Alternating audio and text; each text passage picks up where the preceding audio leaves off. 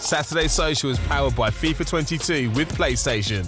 Big win for Liverpool against Arsenal, and it had some good opinions, didn't it, in the studio off the back of it. This is what Paul Merson and Jamie Carragher had to say after the game. Nothing's really changed. Liverpool got to win every game. Paul has changed. They've still got to win every game this season. They've still got to win every game. Prior to Monday, that's a big change. Monday and tonight. You know what? They're still 1 point and they're playing Liverpool at home. You know, Why let's do you not say forget. it's not changed? Because they've still got to win every game. It's not like they're like, we're sitting there and we're going, oh, they drew 0-0, but never looked like scoring in a month of Sundays. This team can reel off 8 wins on the trot like that. And I mean like that. And they can do it again.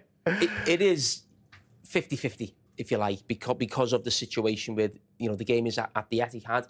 I just think the reason I said at the end of the game, this is the first time I've ever felt Liverpool could win the league at any time this season. I've always said City from before a ball was kicked. That Chelsea game 2-2, when Liverpool then, after that game, found themselves 11 points behind Manchester City. And Graham, to be fair, on that day was the only one in the studio who said Liverpool is still in this race. I thought it was well gone. But the reason I say Liverpool is the first time I felt they win, I just feel the signing of Diaz, and not just him as an individual, what it's done to Liverpool.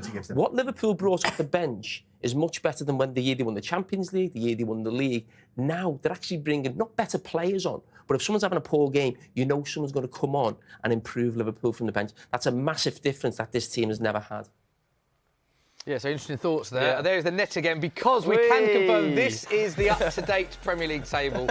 So apologies, Man City fans, if you got a bit excited about the last table. This is how it stands, 1 point, as we can see. Specs, we're going to talk about what Jamie Carragher and Merson were sort of debating there first. But firstly, your team, Arsenal, losing at home to Liverpool. Big win for Liverpool, that, wasn't it? What did you make of the game? Yeah, that was well, I mean, I thought Arsenal were unlucky. We had chances in that game. But again, the quality of Liverpool just shows why. So clinical, aren't they? Yeah, they're so clinical. It just shows why, you know, they're pushing City to the wire.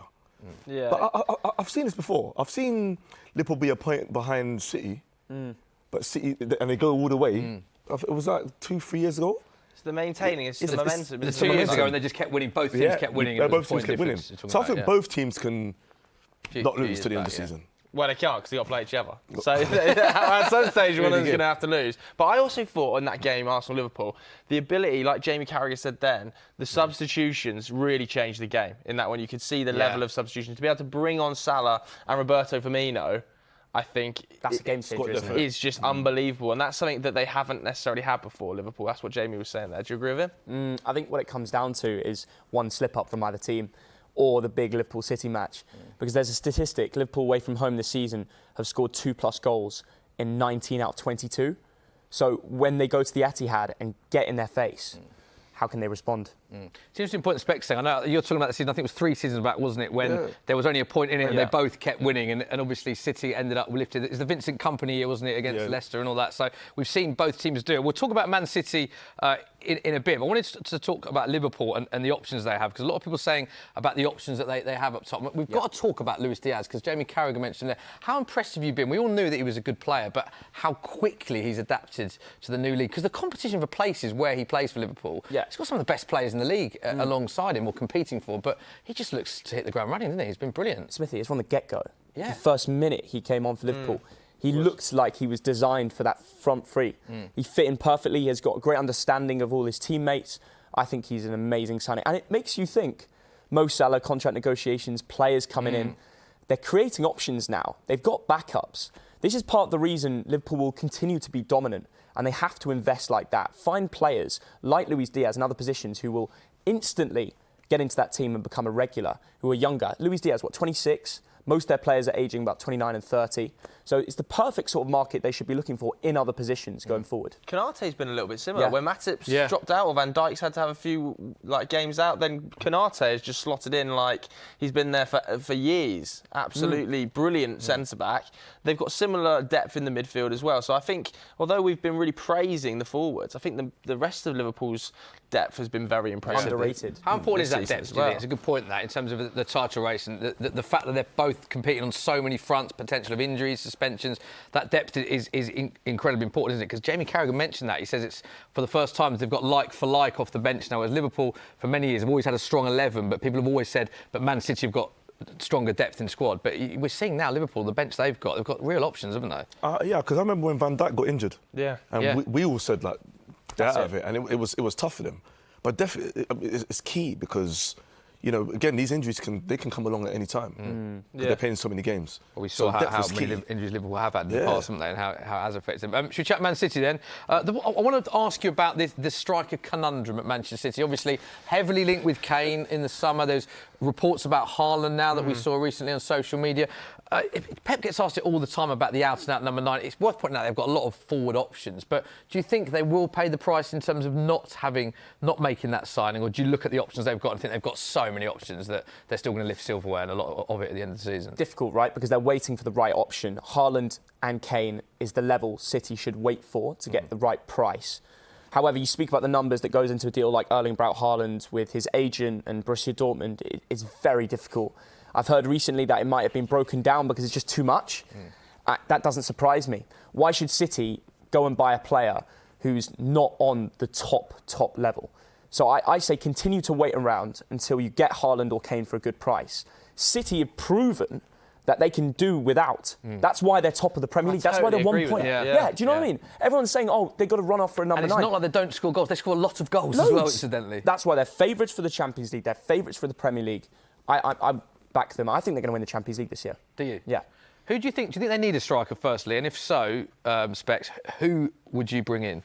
If you're the man at City, if you're Pep, who'd you bring in, if anyone? I mean, Haaland that's unfair.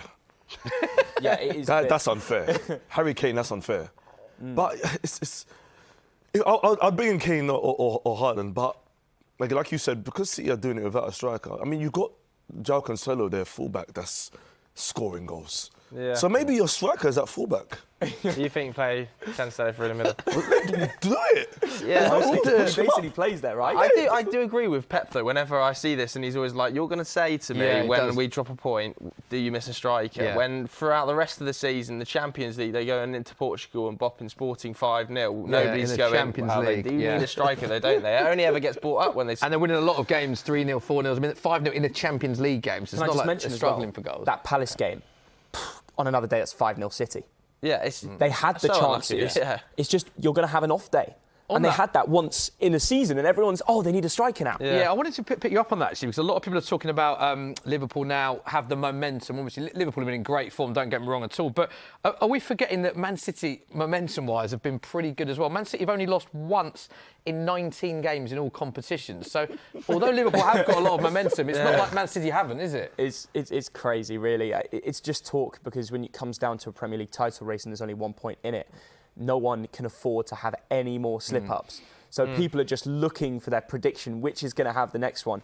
And it's easy to say City, because Liverpool are behind. They're the underdog story. They're not the favourites right now, and they haven't had a recent slip-up like the Palace game. But like you said, if both teams continue in the form they are and they draw the match at Etihad, City win it. Should we have a look at the remaining fixtures then? Because you mentioned slip-ups then. Let's have a look at the remaining fixtures for both sides. Now, there's a lot to take in on this graphic. Concentrate, guys, because we're going to be quizzing you on this. There's a lot to take in on this graphic. I'll come to you, Specs. When you look at these two, let's take April the 10th out of it, because obviously they're playing each other. Where do you see Manchester City's potential banana skins? Because that run of fixtures, for me, towards the back end of the season, I think suits Man City quite a lot. They do tend to blow away a lot of the lower half, middling table teams, don't they? Is there any potential banana skins for you in there? No, I can't. Unless Leeds get those FIFA goals they got against Wolves, I can't see it. What about West Ham away on May the 15th? Because, West Ham might still be pushing for top 4, but they might also have Europa League then. And then City traditionally go well at the London Stadium, don't they? They had that amazing record where they was scoring about 10 goals a game against West Ham at the London Stadium. I mean, if West Ham have playing Thursday before that, City will be ready for them. I think for me, City will beat every team, including Liverpool. You think City will get maximum points from all of them, including Liverpool? Yes. Wow. That would be some going from this point out. Sterling will be involved. Let's have a look at the Liverpool side of things then. They've got a slightly tougher fixture list, potentially, given they've still got to play United, they've still got to play Tottenham. Merseyside derby as well in there. Wolves in there. But may I just say, if City are going to lose a game, it's like a Palace. at Etihad, they lost at home. So they do slip up in matches. I see Leeds away on April the 30th. I've just got a weird feeling that Marsh is going to cause a madness. Really? Yeah, I don't know what it is. But I think overall, of course, City have the easy Luke games. Ayling with the cartwheels again. Yeah, Luke Ayling, little cartwheel. Maybe a better attempt this time. I think Liverpool win the Prem. I have a funny feeling. Because they'll want it more. And City, Champions League, they haven't done it yet. Their focus will be there. But Liverpool could be on for a treble at that stage. So you're saying that Liverpool are going to write off a potential treble because they're going to want it more? Yeah, I can't see one team winning both the Premier League and Champions League. I see one each. English dominance, by the way. It's great to see. But I do think it will fall City's way for Europe and the Premier League over to Liverpool. Interesting. Yeah. Specs, your fixtures, you said that you think City will win every single game. Yeah. So do you think that's just down to their brilliance? So I haven't asked you who has the nicer set of fixtures there. Do you think they've got the nice set of fixtures, or are you just saying that because of how good they are? I still think they've got players like Sterling that still have... They've got to have a say. Sterling has to have a say. So I think their brilliance and players coming off the bench, I think City will do it. How many points do you think Liverpool will take from their fixtures then? If you're saying City are going to win everything, do you think Liverpool win all theirs except City? Do you think it's going to go down to the wire? No, I think Tottenham. There's Man United. I think those. Don't worry about United. United didn't go to Anfield again or anything. But you never know with Man United. You never know. I do. You never know. You never know with Man United or Spurs, really, do you? But I think they're tricky. I think Man United, Tottenham, for Liverpool are tricky. Yeah, they've got a Merseyside derby in there as well, although traditionally have such an amazing record, don't they, against But can Everton. we just say, Everton need the points to stay up. Yeah, but against Liverpool, they've got such a terrible record against Liverpool. Liverpool always win the Merseyside derby, don't they? So we're clarifying then, you're going Liverpool, you're going Man City. Yeah. That's correct. Yeah, that's correct. Go on, Specs, elaborate on City, go on. Yeah, I'm going. I first thought Dead Heat, for the first time ever, we'll have two... We can share the title, that's what I thought. But no, I'm going Hang on, I've got to pick up on that. For the first time ever, Dead Heat, I mean, so that's... What happens in Specs' world then? Well, so basically, both teams finish on the same points. Yes. Right, we get to the... Goal difference, with We had everything? the goal difference before, the Aguero was goal difference win. Yeah, but he's saying... There's no goal difference. There's the You goal... said it's not the same goal difference. This is my world, yeah? Okay. Same points. Both teams have... both captains holding one ear of the It's cup. impossible. Sure. One blue, one red ribbon. One, yeah. One blue, Half one and red half. ribbon, yeah. Amazing. I like that. Amazing. So you're First going, time ever. Just clarify, Man City, Can't happen. Liverpool, Yeah. and your reasoning for Liverpool is that they're going to want it more. Do you think now, I'm going to ask you a bit of a hypothetical, but if you were to offer Liverpool the Premier League and Man City the Champions League, do you think both managers would go, yeah, I'll take that deal right now? I reckon they would. And I think that's what it comes down to, underlying in their heart. What do they want more? Manchester City, we know they haven't won that European trophy yet. And I just believe Pep, in the back of his mind, wants to tick that off. When he looks back at his career, he's done the Premier League many times with City, but he can't say the same about that glorious European trophy. This might be a silly question because obviously Man City are higher up. They've obviously the games at home. But in terms of where you'd rather be now, would you rather be... Because I've heard pundits who've been in title races say it's better to be the underdog chasing it, right, like mentally, psychologically. Where would you rather be, Specs? At the top with the extra points, with the game at home, or would you rather be chasing where the pressure's off you slightly? No, at the top. Yeah, for sure. At the top, isn't it? They even Points are better than interviewed games. Andy Robertson, and he even said, look, we'd rather beat the team with 1 point extra. Yeah. Because everyone's trying to bring up momentum and form, but like you said, City have only messed up like one game in 16 or something ridiculous like Especially that. when you're challenging... One in 19. Comps they've lost, yeah. Especially when you're nuts. challenging for... Both of these sides are challenging for a potential treble here. Yeah. But, I think you really want every... Quadruple for Liverpool. Yeah, I mean, quadruple for Liverpool, absolutely. Do you think that's out of both of their reaches then? I know you said you'll think one will win the Champions League, one will win the Prem. Do you think a treble is possible? Could we see a repeat of 99? Is the team as good as 99? Joe, I'll ask you. Definitely. I think so. Wow. Really? I really do, yeah. I think which Manchester team? City have consistently shown that they can put up 90 to 95 points every single season under Pep. Wow. And I just...